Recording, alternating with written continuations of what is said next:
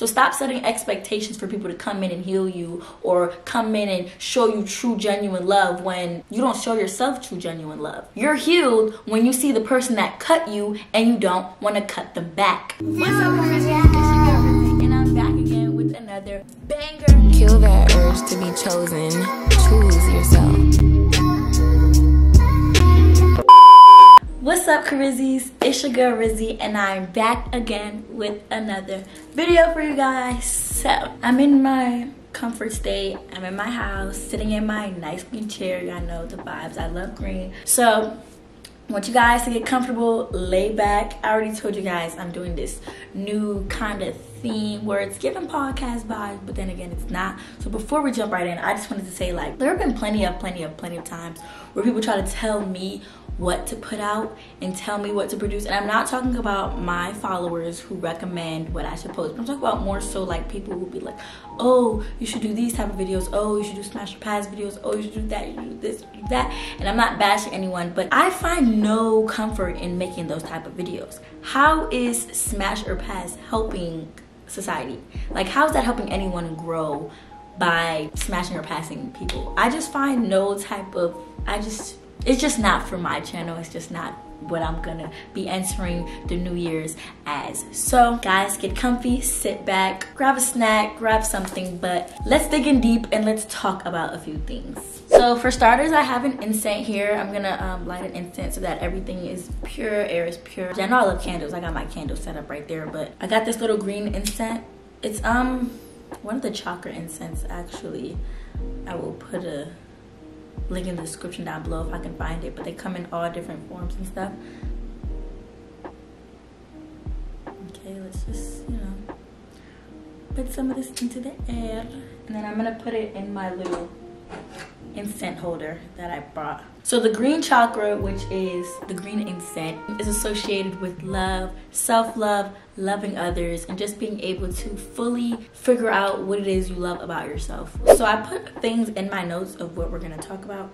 We're gonna be jumping into the healing journey. And a lot of people usually think that when it comes to healing, they need to isolate themselves in order to heal, which is not ideal. The first thing that you should think of when you come to healing is, okay, going into isolation. It's not really healthy to think that when you need to heal, you just need to isolate, shut out the world, and heal. I tend to do that. I tend to go into this isolation mode, but this isolation mode is used for good. I don't isolate myself and fight the intrusive thoughts that I have in my head. I'm more so isolating myself to figure out, am I on the right track? To have time to sit with myself, to sit with God, and figure out what it is I'm doing. Am I pursuing my purpose? Am I doing everything right that I feel like helps me move forward in life? Did going out last week have an effect on what I'm doing next week? It's just a time for me to get all my thoughts situated and justify the actions that I've been taking place in the past. So that's why I go into isolation mode, to figure out if what I was doing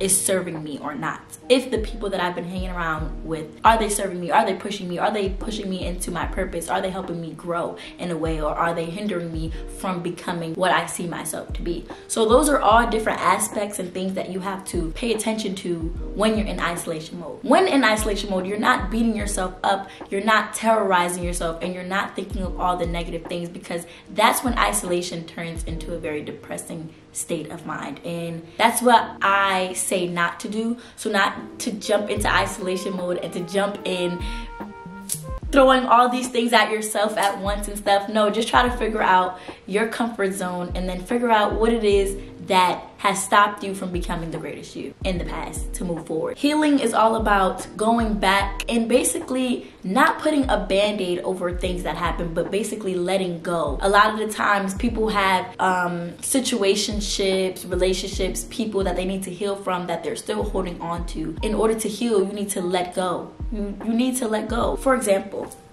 when it comes to letting go, think about it. An ex, right? An ex or someone that you've had previous relation with. It doesn't have to be an ex, but it can be someone in the past that you have moved on from, well, you think you moved on from. If they were to walk in a room, right?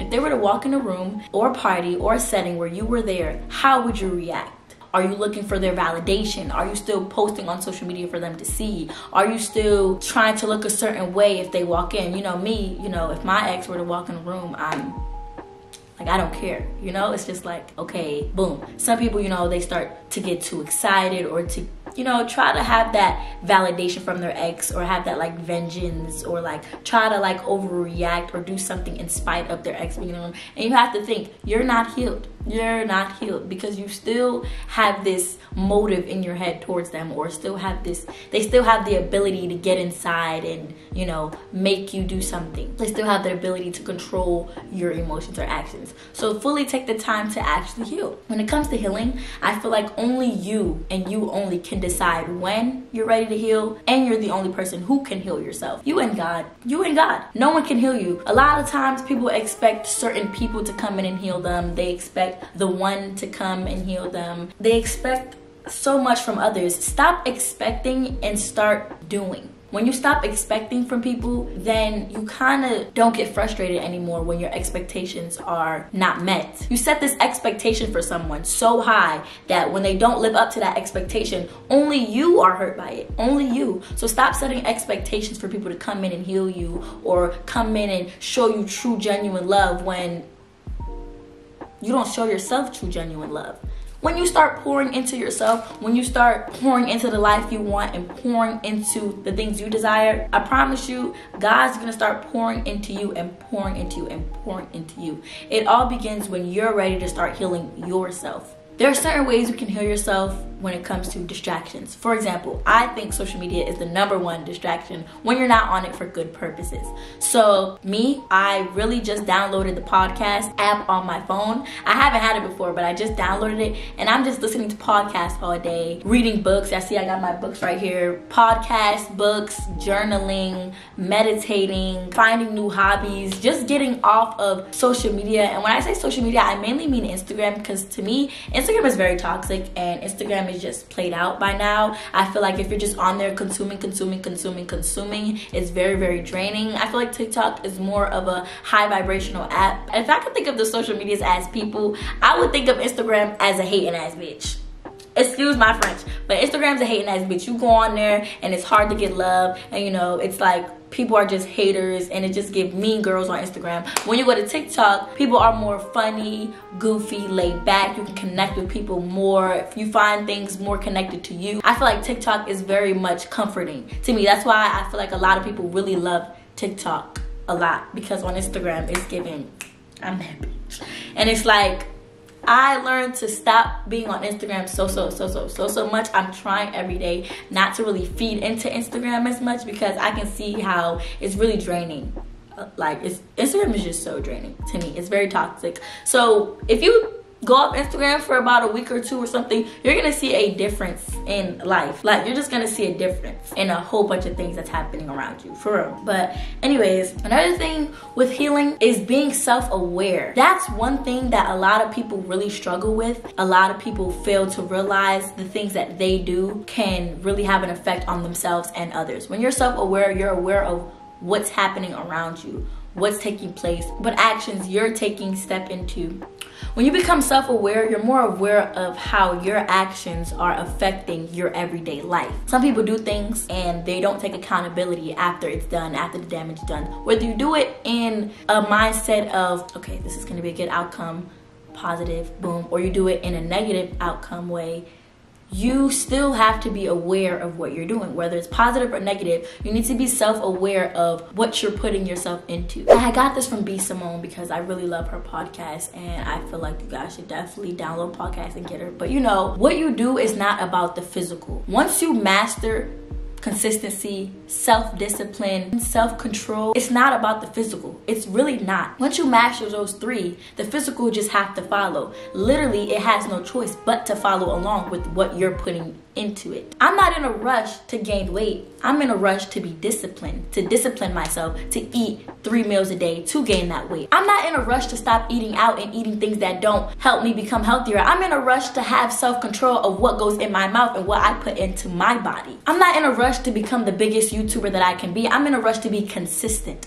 And those three will all trickle down and pour into the life that you're wanting. You see how when you separate the physical aspects to more so the discipline, the self-control, the making sure you're doing what you have to do. Everything else will follow along. If I go to the gym every day, I don't expect to have the nice dream body by tomorrow, but it'll all follow along because I have that self-control. I have that self-discipline to wake up every day and go to the gym, or wake up and eat how I'm supposed to be eating to serve my body and to serve my purpose. A lot of people think they're healed because their cuts turns into a scab. And a lot of people don't realize is when God is healing you, don't pick at the scab. You're not healed yet. You're healed when you see the person that cut you and you don't want to cut them back. You're healed when you're no longer pushed or moved by things that used to move you. You're healed when you can realize and see how much effort and time you put into yourself and how that self-discipline is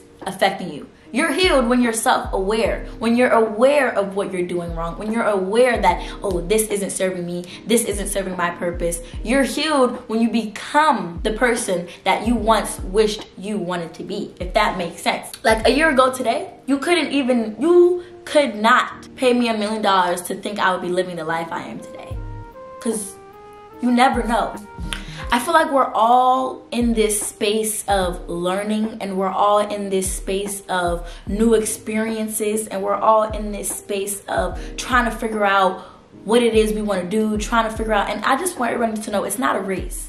It's not a race because you see the next person doing better, you see the next person living better. It's not a race, it's your race, and you're only in competition with yourself. When you're ready to start putting down the things that you know aren't serving you, that you know aren't pushing you into your purpose, that you know are holding you back from your growth, then we can talk. Because you're the only person stopping your healing process. You're the only person stopping your journey, especially when you throw negative aspects into the universe.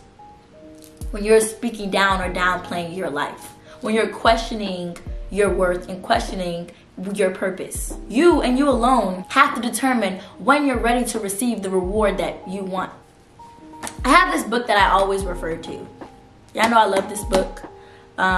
If you don't have it, go get it. Link will be in the description box below. But I'm gonna open up into the chapter, and there's a part right here that I wanna read to you guys real quick. You and you alone must decide whether or not the reward for which you are striving for is worth the price you must pay it in effort. Wisdom and cleverness alone will not attract and retain money except in a few very rare instances. In other words, if you're chasing money, if you're chasing a dream, if you're chasing a goal, you can have all the wisdom and all the knowledge and all the cleverness to go and chase that goal. But if you're not going to put the work in, if you're not going to stop holding back and put the work in and see yourself with the goal, there's no point.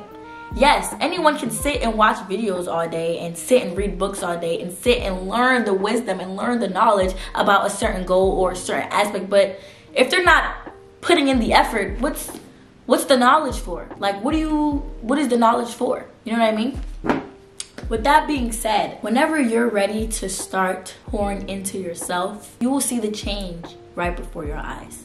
When you start blocking out the noise of everyone else's opinions, when you start blocking out those intrusive thoughts, when you start putting yourself first, when you start worrying about your future and how great you can be, then you will see a change.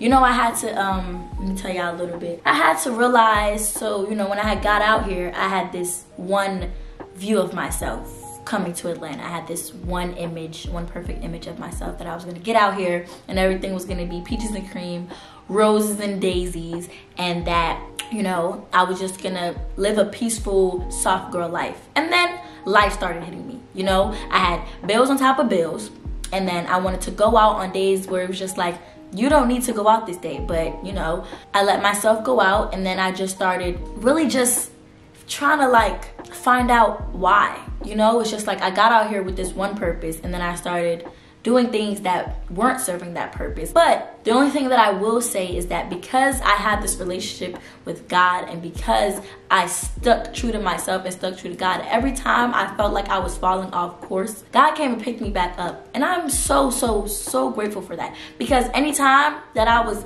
you know, just rambling through the mud, he would come and pick me up and dust me off, clean me off, and put me right back on track where I needed to be. And it happens over and over and over again. It's a repeating cycle. So I feel like this year was a lot of learning for a lot of people. And for me to only be 20 and just to learn how much that I've learned throughout this year, actually. I feel like this year is just like, I don't know why I felt like I was in such a rush, but it's like all the knowledge was just thrown at me. All the lessons, like the amount of people that I had to go through that were stripped away, the amount of lessons I had to learn this year.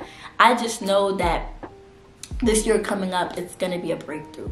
You know, there's no way that God will put you through so much, like you would have to go through so much, and there will be no breakthrough. Know that there's always a breakthrough coming once you learn the lesson. We're all working on self-discipline. We're all working on trying to be consistent, because it's the hardest thing, you know, and self-discipline is the #1 way of life, if you ask me. It's like, you know your bills aren't paid, don't go out Saturday, go make some money. You know that you're trying to lose weight, don't eat that, go eat something healthier. You know that you're sick, so why aren't you pouring into yourself? You know that your mental health isn't okay, so why are you giving time and energy to things that also put on top of your horrible mental health?